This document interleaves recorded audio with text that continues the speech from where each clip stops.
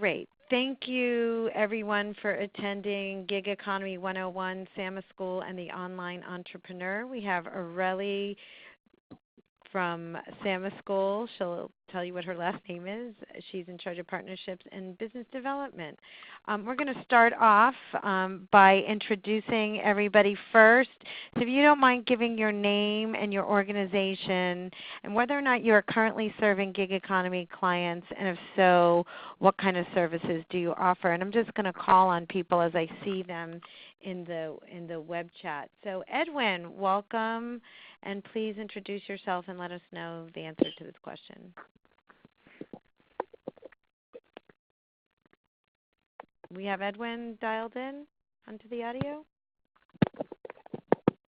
Edwin, we can't hear you. So I know Edwin Rodriguez is from Meta. I'm not sure if they're serving gig economy clients. If you want to go ahead and type your question into your answer into the box, that would be great. Next off, we have Jill Bletz. Jill, do you want to introduce yourself? Yeah, thank you, Heidi. I'm Jill Bletz. I'm the new policy fellow with Cameo, and I'm really excited to learn more. Great, fantastic. Joaquin Tejerina, would you like to introduce yourself? Very good, thank you. I am Joaquin. I'm with the Riverside County Economic Development Agency, and I'm the director of the Coachella Valley Small Business Development Center. And we find that we do run into this clientele, and I'm looking to gain insights into how to help them better. Awesome. Fantastic, yeah. Kathleen, you want to introduce yourself?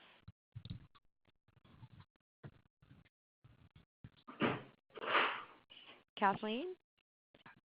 Yes. Would you like to introduce yourself? Sure. This is Kathleen Watson. I'm from Humboldt County in California, and I have been working with opportunity youth in entrepreneurship and feel like the gig economy is part of that circle. Oh, fantastic, fantastic. Lady, and I'm going to, before you go, Lady, I'm going to ask everybody to mute your phone if you're not speaking so that there's no background noises.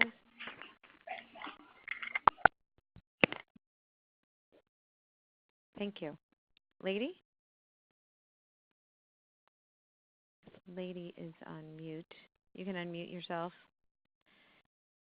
Lady, I know, works for New America, WBC in Oakland. Lady, if you are serving gig economy, why don't you type that into the chat box at the bottom left-hand corner. And we'll move on to Madeline Hernandez.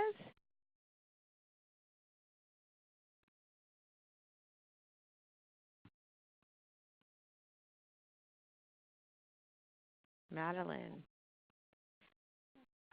Let's go on to Mark Thompson.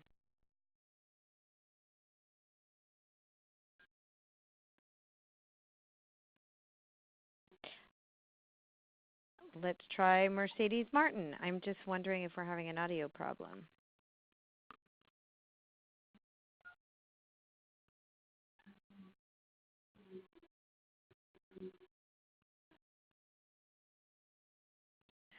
Hello, can you hear me? Yes, yes, who's this? Hi, this is Mercedes from A New America in Oakland. Great. And Mercedes, are you guys serving gig economy clients, and if so, how? Yes, we are. I'm sorry, I'm a new hire. This is my second day, so I'm really excited. And we are part of the SBA nonprofit here and serving a range of businesses and, yes, definitely people who have gig economies. Great. Well, that's wonderful. And then Michael M. Can you hear me? I can. I'm Michael Manigal. I'm with Mechanics Bank in Walnut Creek, and I'm a community development officer here. And I am just fascinated to hear how the gig economy has grown to a point where you may graduate and need bank partners. So I'm interested to see how there may be opportunities for banks to play a role. Fabulous. Miguel. You want to Good introduce afternoon, yourself? everybody. Yes, Miguel Acuña with the Economic and Workforce Development Department for the City of Los Angeles, and we probably do serve clients in the gig economy through our entrepreneurial technical assistance and workshops that we provide through the Business Source Network. Great. Nina Gibbs, please come on down. You're the next contestant on Do You Serve Gig Economy Clients? Do we have any? Do we have Nina? Nina? Okay. How about Noah Broad?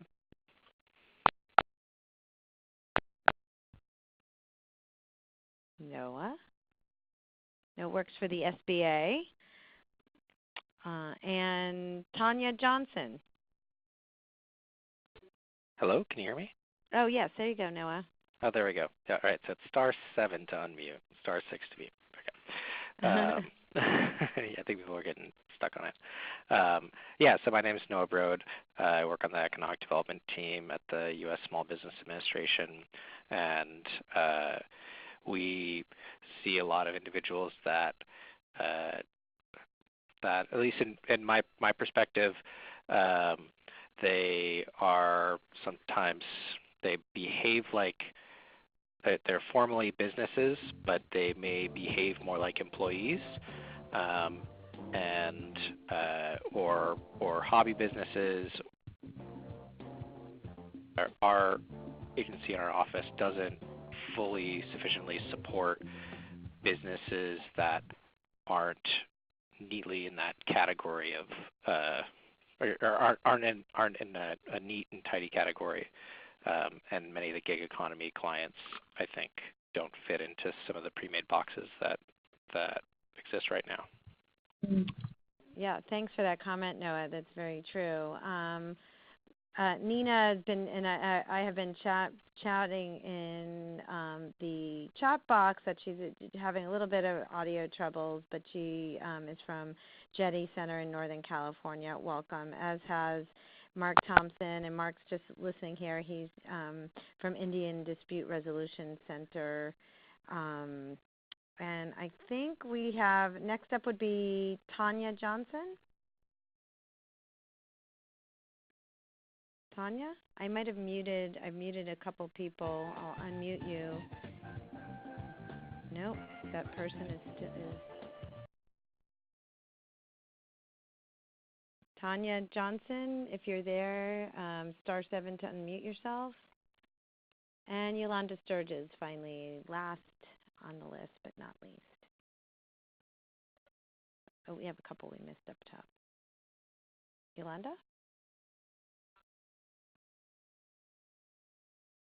All right, we seem to having some people who can't get in on the audio controls. We'll just check. Edwin, are you able to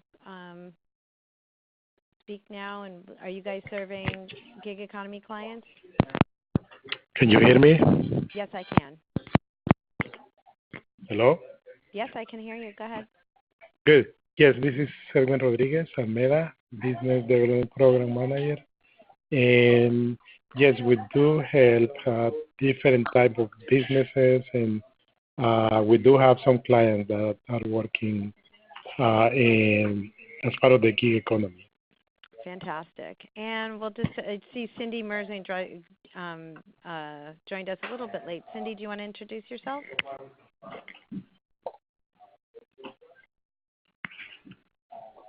Cindy? All right. Well, Cindy, everybody, thank you for joining us. Sorry for these technical problems. That's why we suggest you log in a few minutes early. I am going to mute everyone, and so please hang on for 1 second, and then we'll get started with Aurelie. The conference has been muted. And Aurelie, take it away. Awesome. Hi, everyone. Thank you so much for joining. I'm really excited to hear that you're all curious to learn about the gig economy, and hopefully we'll cover a lot of interesting topics today. So first, just a quick agenda, pretty traditional. So we did a welcome and introduction.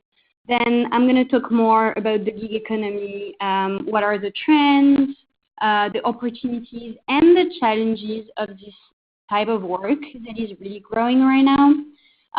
Then I will try to cover why is training needed for freelancers, because we're going to see that it's a great opportunity, but it also have a lot of limitations that folks have to be aware of to successfully participate in the gig economy.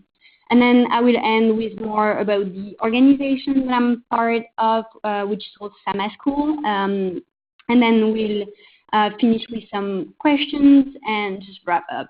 So, all right, let's start.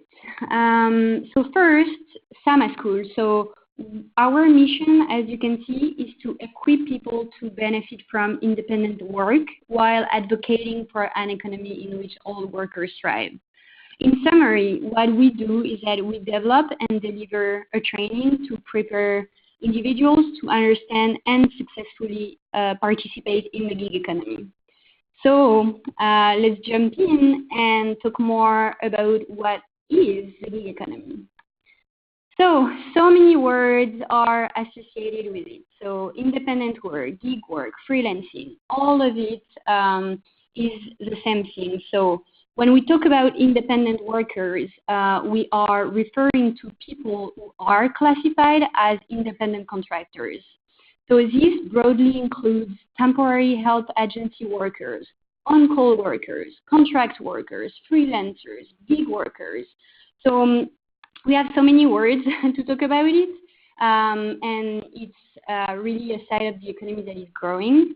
Because we're talking more on the entrepreneurship side of things here, I really like to think about the gig economy as an in-between traditional employment and owning your own company. It's really a good way to learn the fundamentals of how business ownership without the risk and cost of starting a big company. So you have to get your customers by yourself. You have to manage your time and your cash flow.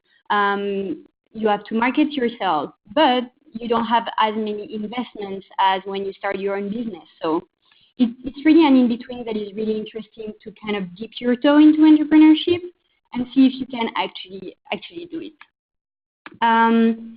So independent work is really growing. So when you look at the numbers, more than 30% of Americans earn at least some income from freelancing.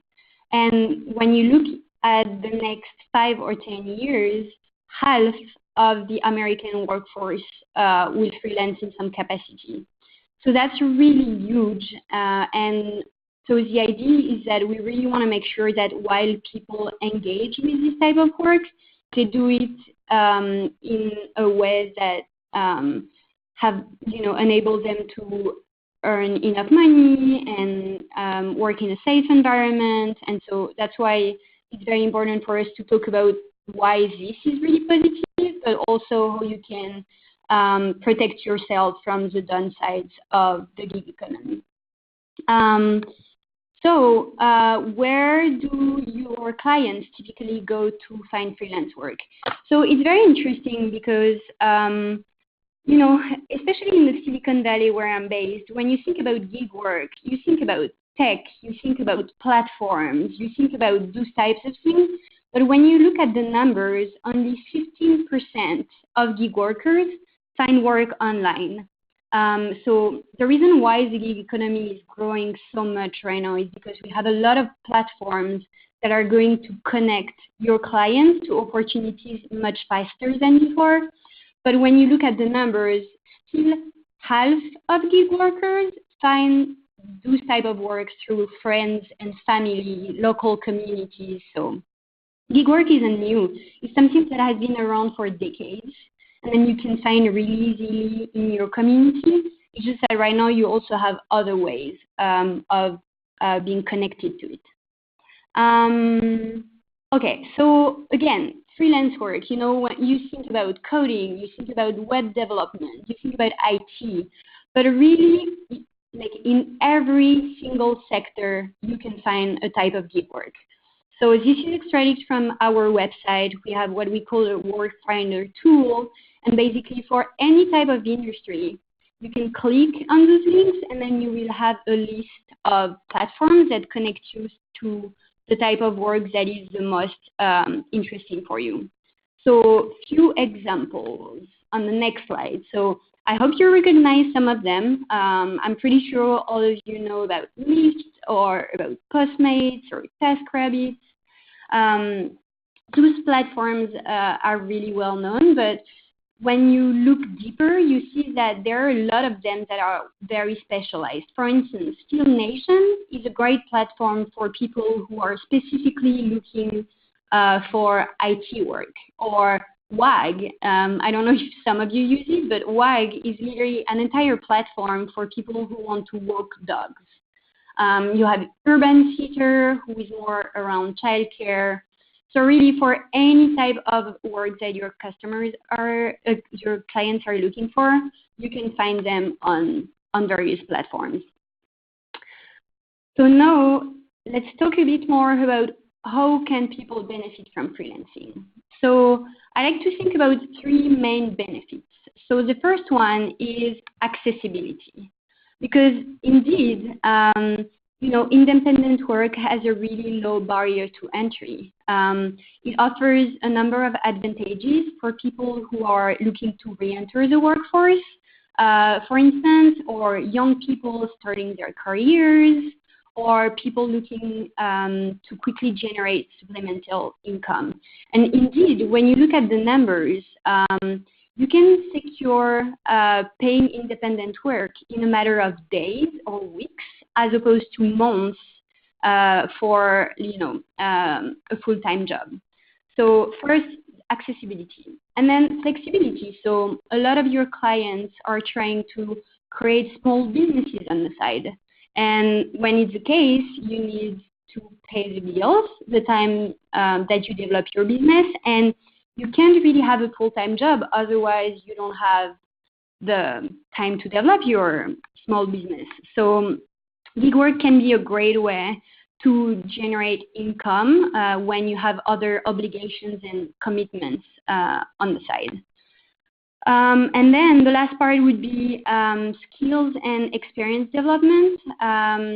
So same, I had a meeting with the Center for Employment Opportunities last week, and so most of their clients are formerly incarcerated people, and usually those people want to become entrepreneur. But first, they don't always have the confidence to do it. They think that they don't have the skills, they can't do it, or they think they can do it, but really they need to try and get out and get their first customers to really see if they have the hustle, the determination to do it. And so gig work, again, is a really great way to develop real-world experience of, trying to get your own customers, trying to market your products, trying to manage your cash flow and negotiating your prices and things like this. So that's really a very interesting experience for people who have an entrepreneurial mindset. That's the benefits about it. So again, youth also very often, they want to try new careers, they want to be their own boss, so they usually benefit from this type of work a lot.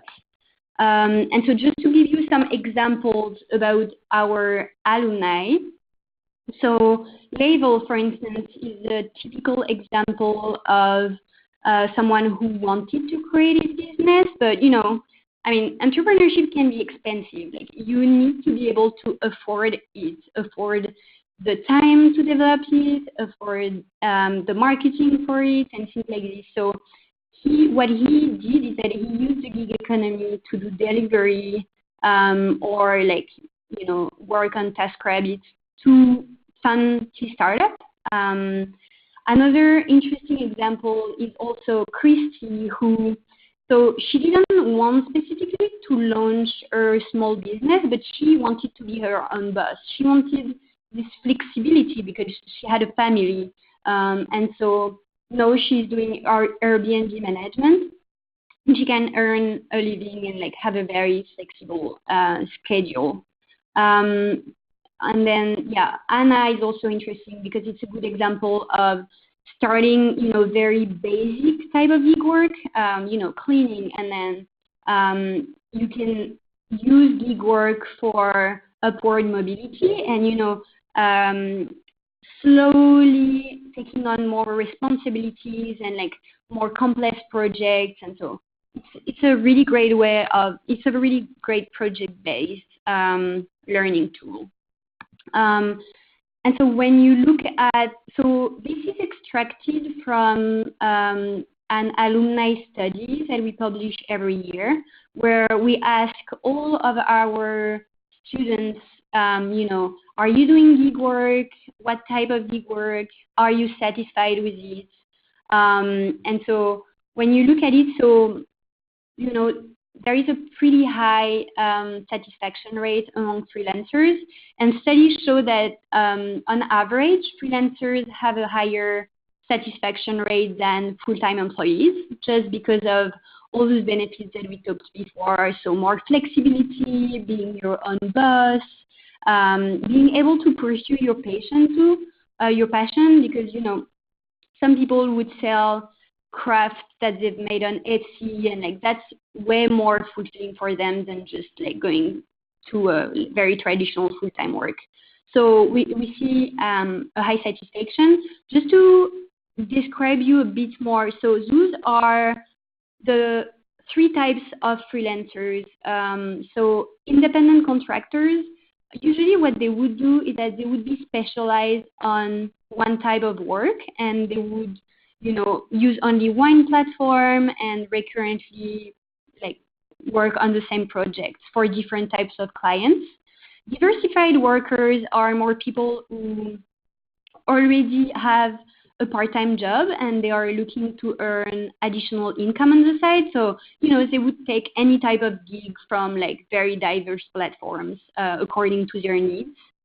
And moonlighters are more people who are willing to, start their own business or something along those lines. And so they would use gig work as a way to gain experience in those specific fields. So here is what we have on the gig economy so far. So I'm just trying to look, so if you have questions about this first part before I move to the next one, feel free to type them in the chat and I can answer more questions about gig work. Otherwise, I would just go on and feel free to ask questions anytime and I can cover them at the end. So why is training needed for freelancer if, we just talked about all the advantages of it? Well, the next slide is going to tell us. So first, even if independent work offers a number of potential drawbacks and limitations, so it offers a potential drawbacks and limitations. So the first three, lack of support and protections. There is no minimum wage protection for gig workers. You're paid hourly. You're not protected by anti-discrimination laws. So folks have to be aware of this to be able to manage their finances and their contracts accordingly. There are also a lot of hidden costs because indeed, independent workers tend to earn a higher hourly wage than employees, but they also tend to have higher costs associated with working as a freelancer. So those additional costs include taxes. That's a very unpleasant surprise that a lot of people are going to have, is that independent workers must pay a self-employment tax of 15% for Social Security and Medicare. For traditional employees, half of them have these costs covered by their employers. So most of our students, before we provide them the class, are unaware of this. So we make sure that they understand that they have to save some money on each gig that they do to be able to pay the taxes at the end of the year. Another hidden costs are like benefits, because independent workers must pay for their own health insurance. They do not receive any paid time off or sick leave or unemployment insurance. So they have to find those benefits by themselves. So on our website, we also provide them with some platforms that are specifically helping them to get those benefits. Then another hidden cost, platform fees. So most independent workers use online work platforms to find clients, and those platforms charge fees that are in the range of 10 to 40% of earnings. So one example, I told you about WAG, which is this platform that sounds awesome because it's basically for people who want to walk dogs and have fun. The thing is, WAG takes 40% of what you earn. So if you are unaware of this, you might not do correct financial planning, and you might have issues. So that's very important to be unaware of this. So the last point is about like unreimbursed expenses that you have to provide your own material and equipment. So one example that we cover in the class is, well, you have this gig which is $30 an hour to clean a rug. Well, make sure that you ask, what equipment you need, and if you need, specific types of cleaning products or something like this, because if you have to pay $20 in equipment, then the gig is not worth it, with transportation and everything. So we really want to make sure that they understand this. The third and the last downside of gig work is income variability. So there is a study that was published in 2015 showing that there is a 10 times differential between the largest and the smallest paycheck of independent workers on average. So again, it's very, very important that your clients are aware of this income variability and secure their earnings when there is a lot, to be able to cope with times where there are less contracts coming. So skills needs. So that's from a report that was published on workers' experiences in the gig economy. And what gig workers say is, first, you have to have pretty strong professional and vocational skills to do some type of gig work. But for a lot of them, you don't have this. So basically, the interesting thing is that gig work can, help you wherever you're at. And I'm going to talk more about this after, but you don't have to do gig work for you don't have to do it full time. You don't have to do it forever.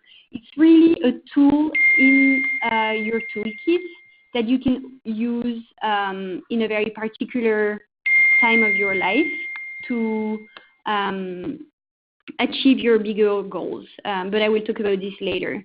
So you need, obviously, ICT literacy, being able to use computers and phones pretty easily. And then you really need soft skills like, self-motivation, organizational and interpersonal skills. And so that's what we cover traditionally in our curriculum. So our partners would cover the first 2 points, and we would help with the last one. So to give you more details around this, this is kind of what we think gig workers should know. So I like to think about it in 4 different parts. So the first one is you have to understand what is and what isn't the gig economy. The gig economy is not something wonderful. It has downsides, and you really have to be aware of them to understand how independent work can fit in your broader career goals. So that would be the first part, like being able to really understand, like set realistic expectations. The second part is more around how do you find gig work. Again, gig work is not only on platform. You can find it in your community locally, through your family and network. The third part, which is covered by this slide, is more around the soft skills that you need to succeed as a freelancer. So you have to be able to market yourself, personal branding. You have to be able to negotiate your pricing and your contracts. We talked about the fact that there are low protections for gig workers, so you really have to make sure that you include, those elements in your contract. Then client management. Basically, as a gig worker, if you don't provide an outstanding customer experience, you are going to have bad ratings, and then you're not going to be able to find work anymore. So that's something that we cover, is really how can you exceed customers' expectations. Then the other part is more around the lifestyle of being a freelancer. Manage your time, don't take too much projects that you're not going to be able to make correctly, or make sure that you have enough so that you can pay the bills at the end of the month. Also, I talked about the unpleasant surprise of finances and taxes. This time of the year is coming. Make sure that you're prepared for it and you know how to do it. And also the last part is, as I said, we really want, our students to understand how gig work can fit in their broader career goals. So, for instance, we do a lot of trainings. We actually do some trainings at Meta, and in other organizations that provide IT training for youth or things like this. And those people really want to create a business one day. That's their dream. What we want them is to say, all right, that sounds like a great goal.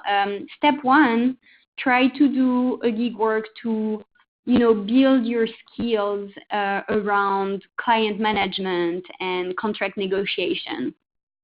If this is successful, then step 2, you can use gig work to find your first customers for your startup ID, or you can use gig work to fund the beginning of your startup. So really, we're not seeing gig work as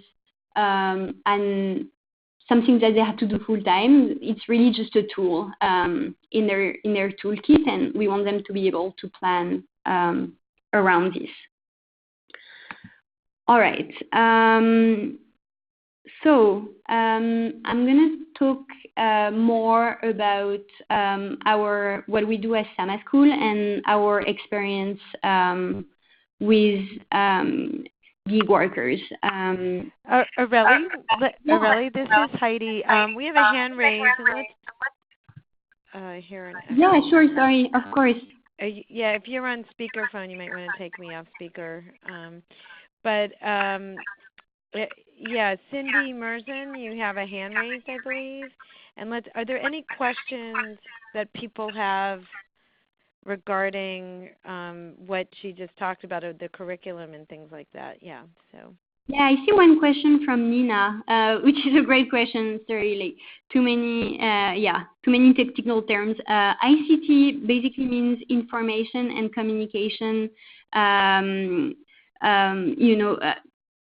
So technologies, but it's around your ability to, use computers very easily. For instance, I'm talking to AARP, which is like for older workers, and we want to make sure that they have the skills that they need to be able to use online platforms effectively, find their works, communicate through emails or whatever they need to. So it's basically just your ability to use technology to find work and make it happen. But yeah, if there are any other questions. We just have a couple of comments in the chat box that for some reason my chat box wasn't moving and I missed. Mark Thompson had commented a little bit earlier about doing a webinar series on Airbnb, but most of his clients are rural and located on reservations. Do you want to address that a little bit? Yes, that's an amazing question actually. So yes, same. A lot of people see gig work as something that you can only get in cities. And, it's true that it's easier because you have such a huge concentration of people and work opportunities that it's easier to get online work for sure. But we are actually participating in a very interesting project, which is the Utah Rural Online Initiative. And so basically the idea is to bring remote work to rural areas in Utah to kind of, I think 20% of youth in rural areas lack economic opportunities. So the idea is really to bring work to those people thanks to the gig economy. And I would say that's a great idea, but it's not possible for any type of work. So what this initiative does is that we will provide to the trainees some skills like, coding or web development or like very specialized skills that you can easily do remotely. And that's true that, if you don't have the skills and then you're trying to do TaskRabbit in a rural community, you might lack opportunities. But if you do get some training in those very specialized skills, you can basically work from everywhere. And so, I really encourage you to check this initiative. I believe the national press release is going to be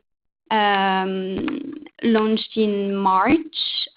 So you will hear more about this. But, that's definitely like the gig economy could definitely benefit rural areas if there is the appropriate support around it. So, as I said, providing more technical skills that can be used online.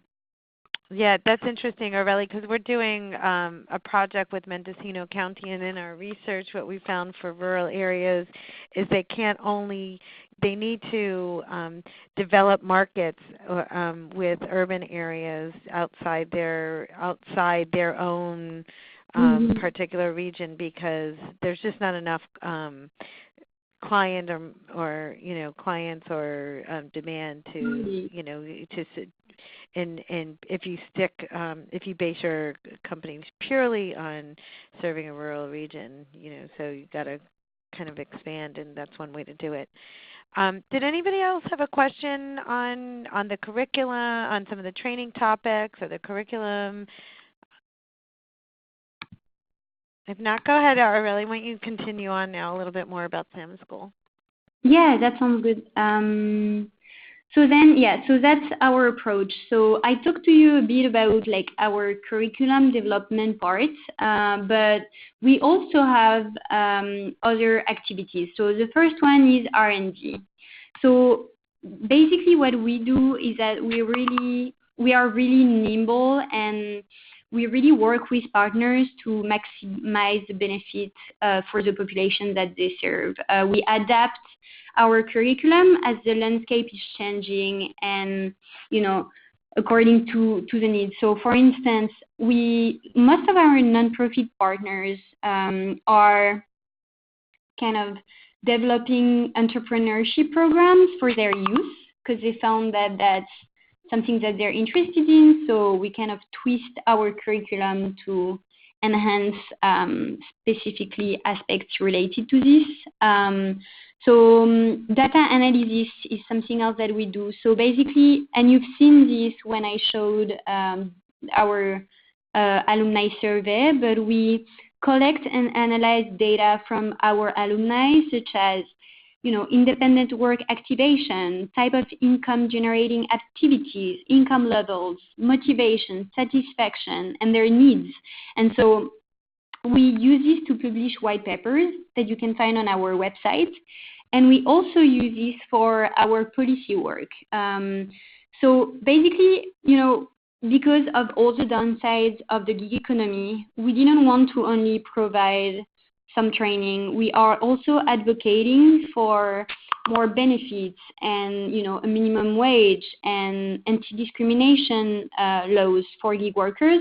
And so we work hand in hand with local, state, and federal governments. Right before this, I was actually in a webinar that we did for the National League of Cities to try to, exactly as I did with you, show that, yes, gig economy is an amazing opportunity, but we definitely have to work on, improving some aspects of it. So that's what we do.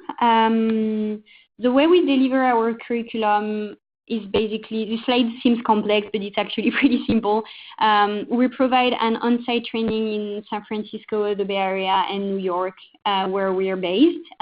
So we go at the partner organization and provide the training to the population they serve. Or we also do virtual classrooms, so very similar to this. One of our instructors will lead a class remotely thanks to webinar technology. And we also have one online course that is available 24/7 and that the student can complete at their own pace. And we found that this is interesting because, for instance, I was talking to Pursuit recently in New York, and their students have part-time jobs and they're enrolled in some sorts of training. Same for like Goodwill folks, which is another of our partners. So, it's good to have this flexibility, and we provide a train the trainer, which is basically a training for the staff to be able to support the students, because we know that online only is never enough. So that's kind of what we do. Then just to talk to you about interesting examples of collaborations that we've done. So basically, the way we operate, and maybe I should have said this earlier, but we provide our training through partnerships, because what we found is that our curriculum is more efficient when it's paired with vocational training that we don't provide, or additional services like Meta, for instance, which is providing a lot of financial services as well. It's always useful to have some support from the partners around this. So last year, our online class was a core part of the California Community College, what they call Self-Employment Pathway in the Gig Economy Initiative. So kind of a long name, but just to say that for all their students who were interested in, small business development, entrepreneurship, and things like that, they offered our training as an additional tool that they can use to reach their goals. I remember that some folks are from, economic and development departments. So we have partnered with 3 workforce boards so far. So in San Francisco, the Mayor's Office of Economic and Workforce Development. So we are integrated into occupational training programs. We are also used by job coaching at American Job Centers. We also work with East Cascades Work, the Workforce Investment Board in Oregon. They're using us to encourage young adult clients to pursue independent work as part of their career exploration activities. So just to say, we have like a very broad variety of partners that kind of reflect the variety of, like, the diversity of our students. Training program, that's kind of what I said earlier. We really want to make gig work an additional tool for your clients. So, you know, you are already providing some sort of training, and we see independent work as an extra layer that can help them reach their broader career goals. So if it's creating a startup or a small business or any other type.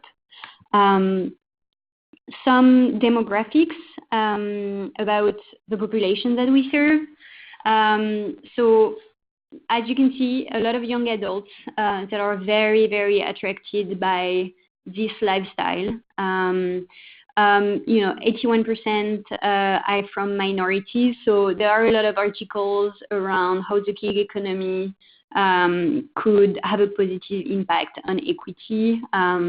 Of course, you know, you have to be careful with this, and it's not true in all cases, but that's something that we try to push for and believe in. So the majority of our clients are low-income folks, just because, as we talked about, they are the one who needs the flexibility and the accessibility of work. And the last statistic, which I think is really interesting, is that about 60% of our clients have been unemployed for, on average, 9 months. And so really, for people who are trying to re-enter the workforce, the gig economy can be really valuable, because you're going to start to get, you know, like new skills and experience on your resume, and that can really make it easier for you to get a full-time job. So an example, I was talking earlier about the Center for Employment Opportunities, who work with formerly incarcerated folks. We strongly believe that the gig economy can be a good way for those people to kind of prove themselves and prove others that they have a lot of value added for the economy, and they should be part of it. Then the last slide is more around how do you actually make when you are a gig worker. So I think this is interesting. So this is also from our alumni survey. So what we've seen is that the average annual freelance earnings can be as high as $22,000.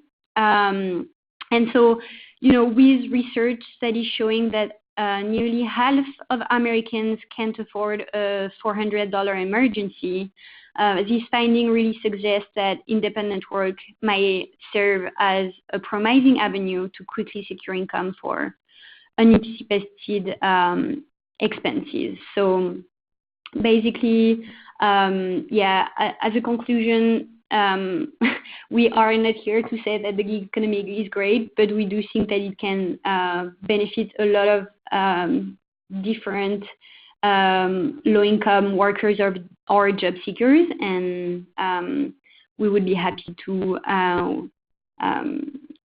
help you better serve people who want to do this or are already doing this. So let me know if you have any questions. I think we have 5 minutes left. And thank you so much again for your time.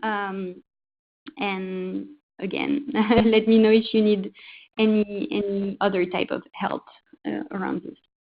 Great. And speaking of which, Aurelie is going to be doing a Train the Trainer session for us. It's free. We got a grant to do this. It's going to be on March 20th from 1 o'clock to 5 p.m. It's a 4-hour training.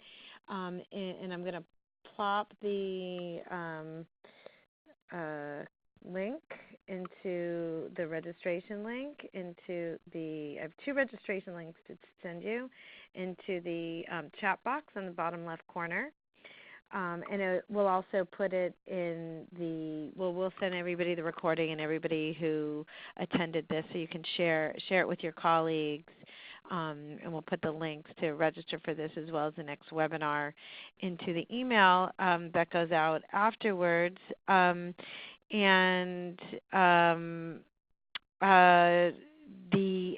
I'm guessing those 8 topics that you showed earlier are going to be more or less this one, the basis of sort of what the Train the Trainer is going to be?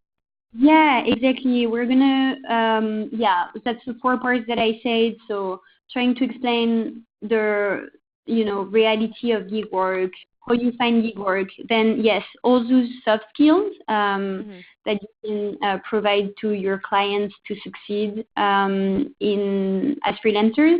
And then the last part, around career planning. So yes, all of this is included in the Train the Trainer.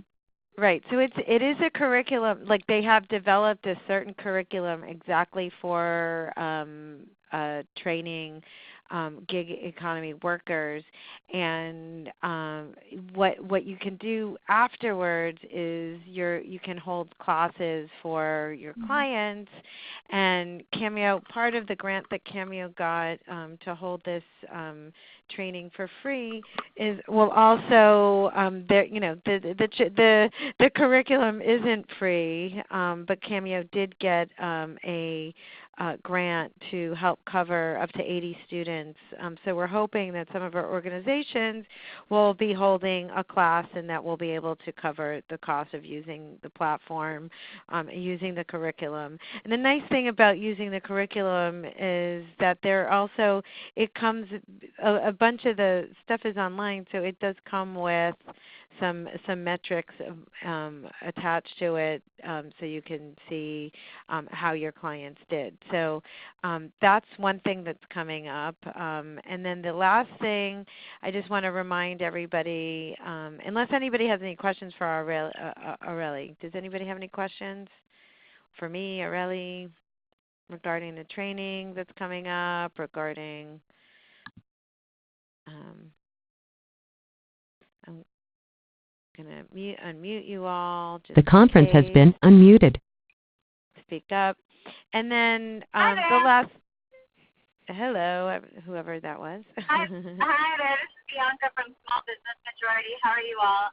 Hi Bianca, how are you? Hi there. I wanted to introduce myself earlier, but no one called my name, so I was happy to just listen. I appreciate it. It's been so informative. But the date for the Train the Trainer series? Yes. I'm sorry. You know what? That's the Train the Trainer series is this one. Yes. Is March 20th. And if you're unable to attend March 20th, is there another opportunity for Train the Trainer? Mark, we'll have to look into that as to how much demand we have for it, but I will let you know, and we can talk with Samaschool as well. So I have written that down, and we'll let you know. We can figure out how that may be able to happen. Any other questions regarding that? And hi Bianca, sorry I didn't go through the audios, and you're logged in only under the phone, so. No worries. And then let's see. So then and I also just want to point out our next webinar is the third Thursday of every month. It will be the day after that, March 21st at 2 to 3 o'clock, same place, same channel. And here's the registration link for that event in case you don't have it. And we hope to see you there. We'll be continuing. Online learning is here to stay. Continuing our series with Joy Taylor, a little bit more how-to. What are some practical things you can do to go online to start dipping your toe into teaching online? And I'm just reading an article today that came out in the North Bay Business Journal, and I'll post that as well right now. Oops, that's not it. That just shows how people are, it kind of combines these two topics, that people are going online to learn as well as doing a lot of freelancing. But let's see if I got that right.